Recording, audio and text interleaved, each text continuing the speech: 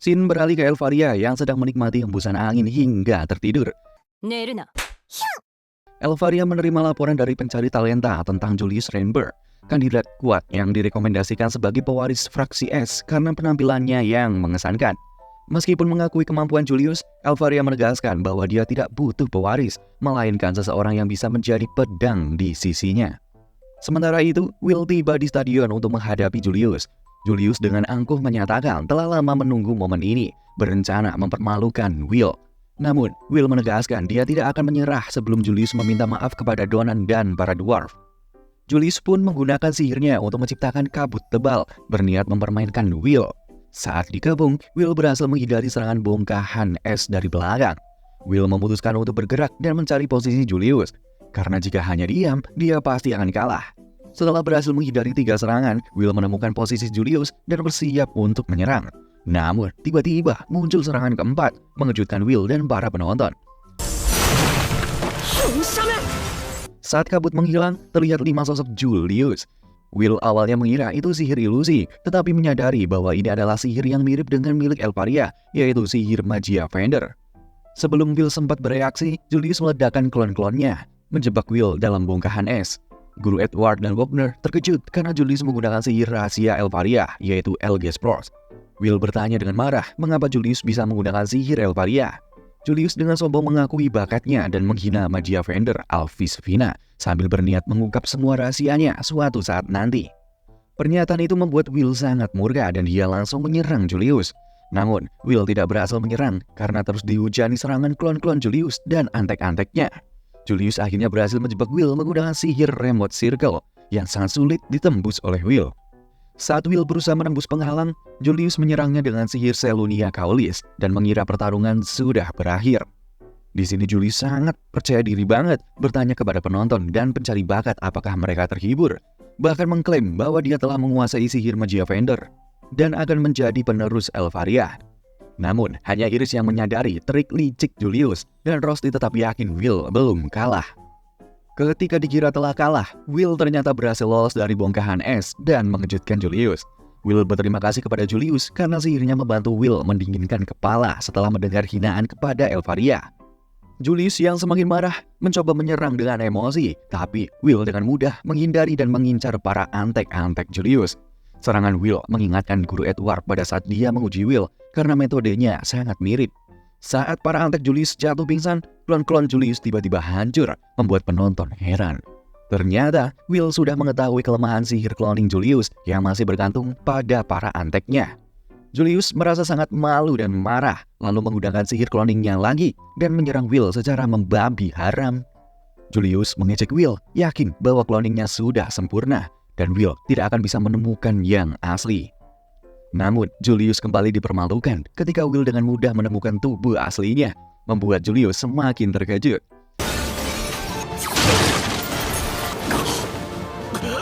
Will menjelaskan bahwa perbedaan cloning Julius mudah dikenali karena penyihir yang kurang mahir membuat es bocor di bawah kaki cloningnya. Untuk membungkam Julius, Will menambahkan bahwa Elvaria menggunakan sihir itu saat berumur 2 tahun. Dan Will tahu semua detailnya karena mereka tumbuh bersama sebagai anak terlantar. Will mengejek Julius sebagai raja berkulit badak yang terlalu sombong dengan sihirnya meski belum sempurna. Julius kaget dan tidak percaya karena sihirnya hanya selevel anak kecil bagi Elvaria. Julius yang semakin murka membuat 7 cloning lagi, tetapi Will menjelaskan bahwa dia sudah terbiasa menghadapi 10 cloning Elvaria. Julius menyerang bersama cloningnya, namun Will dengan mudah menghindar dan menebas satu persatu cloning Julius. Akhirnya, Will berhasil melayangkan pukulan yang membuat Julius jatuh pingsan.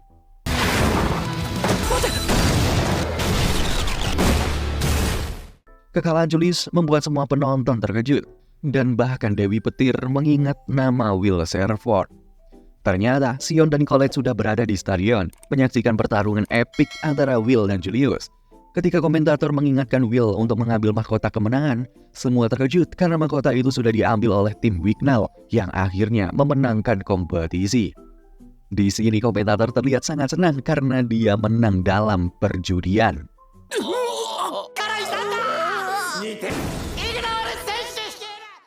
Di sisi lain, Elvaria bertanya kepada Salisa apakah ada sihir yang bisa memperbaiki masa lalu atau menghapus ingatan. Elvaria sebenarnya ingin menghapus ingatan orang-orang tentang masa lalunya yang kelam karena dia tidak bermaksud menjahili Will, tapi hanya ingin membuatnya sibuk.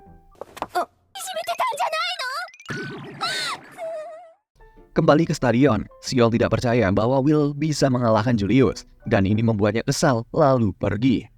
Kemenangan Will akan menjadi motivasi bagi Xion untuk mengalahkannya suatu hari nanti. Di bawah tiang mahkota, Will meminta maaf kepada Colette karena gagal menang. Tapi dalam hatinya dia merasa setidaknya sudah menepati janjinya. Lalu scene berpindah ke tempat lain. Saat ini pesta diadakan oleh para dwarf untuk merayakan kemenangan Will yang membela harga diri mereka setelah dihina oleh Julius. Pesta ini adalah bentuk terima kasih, terutama setelah Julius meminta maaf, termasuk kepada Donan, alias dwarf yang paling sepuh. Selain Will, orang-orang terdekatnya juga hadir, kecuali Leon. Guru Wagner juga datang dan berterima kasih kepada para dwarf karena sudah menjaga Will, meminta mereka untuk terus melakukannya. Donan sempat membicarakan perekrutan, namun Colette menjelaskan bahwa mereka gagal karena kesalahan Xion. Lucunya di sini, musuh Will dan kerucu-kerucunya hadir di pesta, namun sebagai pelayan, sebagai bukti permintaan maaf. Di tengah pesta, Wagner mengeluh tentang keputusan Will yang menunjukkan kemampuannya di depan semua orang, dan khawatir akan konsekuensinya nanti. Sementara itu, para siswa bingung menghadapi ujian praktik di dungeon selama seminggu dan berharap bisa bergabung dengan 3 tim teratas. Will dan Colette terlihat berjalan di koridor, dan siswa-siswa yang kurang kemampuan meminta Will untuk bergabung dengan tim mereka. Will dianggap sangat berguna di dalam dungeon, sehingga banyak siswa berdebat memperebutkannya dan mengerumuni Will untuk mendapatkan jawaban. Colette yang merasa kesal karena mereka dulu sering menghina Will langsung menghadang mereka. Namun alih-alih marah, Will merasa senang karena akhirnya mereka menganggapnya sebagai teman. Bahkan ada seorang gadis yang menggenggam tangan Will untuk mengajaknya bergabung. Colette tetap tidak membiarkan mereka untuk mendekat, membuat alasan bahwa Will dan dia akan pergi berbelanja esok hari. Malam harinya, Colette merasa malu dengan ucapannya, berpikir bahwa itu terdengar seperti mengajak kencan. Rose, teman sekamarnya, menyarankan agar Colette berpenampilan manis untuk mengubah kebohongan menjadi kenyataan. Sementara itu, Will sedang belajar bersama Rusty. Ketika Rusty mengajak Will pergi ke dungeon besok, Will menolaknya karena sudah ada janji dengan Colette. Hal itu membuat Rusty terlihat sangat marah. Keesokan harinya, Colette menunggu Will di Viola Plaza dengan penampilan yang sangat cute. Saat Will tiba, Colette merasa Will tampak bersinar di matanya dan dia bertanya-tanya apakah ini perasaan cinta. Saat Will memuji penampilan Colette yang cute, Colette langsung merasa malu.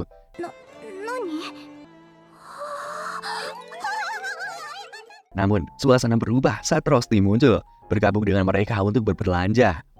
Lebih mengejutkan lagi, Rusty dengan santuinya malah menggenggam tangan Will, sambil melirik Colette seolah-olah mengejek. Colette pun bingung dengan sikap Rusty yang aneh.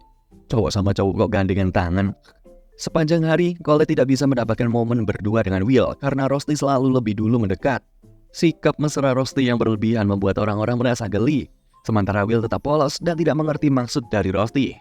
Ketika mereka beristirahat, Colette bertanya kepada Will tentang Rusty, bahkan mulai curiga apakah Rusty sebenarnya seorang perempuan. Will menjelaskan dengan polos bahwa Rusty adalah laki-laki dan mereka sering mandi bersama seperti teman biasa. Wadidaw! Kemudian Rusty datang membawa 2 minuman. Yang satunya buat Colette dan satunya buat Will dan Rusty sendiri alias minum bareng. Hal itu jelas membuat Colette sangat kesal, lalu dia memberikan minumannya kepada Rusty. Setelah itu, Rusty dan Colette mengingatkan Will tentang rencananya untuk memoles pedangnya dan menyuruhnya pergi sendiri karena seorang penyihir seperti Rusty mungkin tidak akan diterima di tempat para dwarf. Will pun pergi sendirian. Setelah dia pergi, Colette yang masih kesal langsung menanyai Rusty tentang hubungannya dengan Will. Karena menurutnya, mereka berdua tampak memiliki hubungan lebih dari sekedar teman. Rusty pun memperingatkan Colette bahwa dia mencintai Will lebih dari Colette. Wadidaw, Colette yang semakin kesal mengungkapkan bahwa dia dan Will pernah berpelukan 4 tahun lalu. Meski itu adalah kenangan yang suram. Namun, Rusty tidak mau kalah. Dia malah menceritakan aktivitas sehari-harinya bersama Will, membuat Colette makin sulit berpikir jernih. Sementara itu, Will sedang berjalan menuju pandai besi untuk memoles pedangnya. Dia mulai memikirkan tingkah aneh Colette dan Rusty hari ini. Di tengah perjalanan, tiba-tiba dia dihampiri oleh Lihana yang membuatnya kaget. Lihana, sang dewi petir, mengajaknya ke suatu tempat. Mereka tiba di sebuah kedai kopi, dan di sana Will terkejut melihat para siswa berperingkat tinggi berkumpul. Tanpa banyak bicara, Liana menjelaskan alasan dia mengundang Will, yaitu untuk bergabung dengan timnya dalam penyerangan dungeon saat ujian praktik. Namun, Sion dan Julius tidak setuju dengan keputusan Liana untuk merekrut Will ke tim mereka. Will menyadari bahwa di ruangan ini, Sion dan Julius adalah yang paling membencinya. Dia bertanya-tanya, kenapa Liana membawanya ke situasi seperti ini. Ketika Sion hendak menyerangnya, Wignall segera menggunakan sihir ilusi untuk melerai. Wignall lalu bertanya kenapa mereka bersikap seperti dwarf biadab dan menyarankan agar mendengarkan penjelasan Liana, si peringkat 1 di akademi itu. Liana menjelaskan bahwa dia ingin membentuk tim yang terdiri dari penyihir terbaik dan individu yang menonjol saat festival. Dia mengundang Will karena Will memiliki kemampuan unik yang sangat berguna di dalam dungeon. Tim ini akan memanfaatkan kekuatan masing-masing anggota untuk meraih ketenaran, kehormatan, dan masa depan yang lebih baik. Meskipun begitu, Sion tetap menolak untuk satu tim dengan Will, dan Julius menganggap keputusan Liana salah karena merekrut orang yang tidak bisa menggunakan sihir hanya akan menghambat mereka. Wignall kemudian bertanya apakah mereka menolak Will karena tidak mau mengakui kekalahan, serta kenapa mereka meremehkan Will yang jelas-jelas sudah mengalahkan mereka. Julius yang merasa tersudut beralih membahas poin kredit Wignall yang masih di bawah Liana. Wignall tidak menyangkal kenyataan itu, dan dengan sikap lakinya dia menghormati keputusan Liana dan Will, membuat Sion dan Julius semakin kesal. Liana menjelaskan bahwa meskipun dia telah menerima tawaran dari fraksi petir, dia menganggap mereka sebagai kelompok yang tertinggal selama di akademi.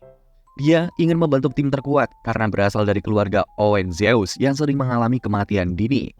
Liana ingin mencapai prestasi mutlak untuk mencegah kehancuran keluarganya. Karena hanya memanjat menara tidak cukup, dia perlu menjadi Magia Vendor. Dia mengundang semua orang di ruangan itu karena masing-masing memiliki ambisi. Untuk memastikan keputusan mereka, Liana meminta saran siapapun yang setuju untuk membentuk tim dengannya harus memasukkan koin ke dalam piala. Wignall orang yang pertama setuju, diikuti Sion dan Julius yang ingin mendapatkan lebih banyak poin kredit. Karena memiliki ambisi yang sama, Will akhirnya bergabung juga. Setelah pertemuan, Will menemui Rusty dan Colette untuk memberitahu bahwa dia akan bergabung dengan tim Liana dengan ekspresi yang serius itu. Sementara itu, Warner dan Edward mengingatkan siswa untuk berhati-hati karena ujian kali ini sangat berbahaya, terutama karena mereka harus memasuki lantai terlarang, yaitu lantai 7 hingga 10. Di lantai tersebut terdapat monster dengan kredit tinggi, memberikan kesempatan bagi siswa untuk mengumpulkan 1000 poin kredit dengan cepat. Nyawa para siswa jelas dipertaruhkan di sini. Mengingat tahun lalu ada 4 orang tewas yang dimakan monster meski ada penjagaan ketat dari para guru. Ujian ini bukan soal ambisi menjadi Magia Vendor, tetapi tentang kemampuan menyadari batasan diri sendiri. Ketika hari ujian tiba, Colette mengejutkan semua orang dengan bergabung tanpa undangan. Alasannya sederhana, yaitu jika Will ikut, Colette juga harus ikut. Sebelum masuk ujian, Will berpamitan dengan Rusty. Dia yang sebagai seorang alkemis tidak mengikuti ujian ini dan hanya bisa menunggu di barak.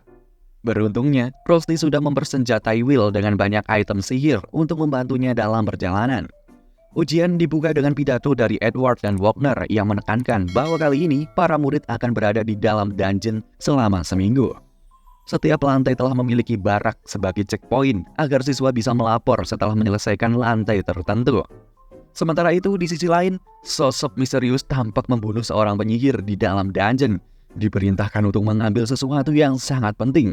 Dan parahnya, aksinya bertepatan dengan ujian akademi ini, menambah ketegangan bagi para siswa.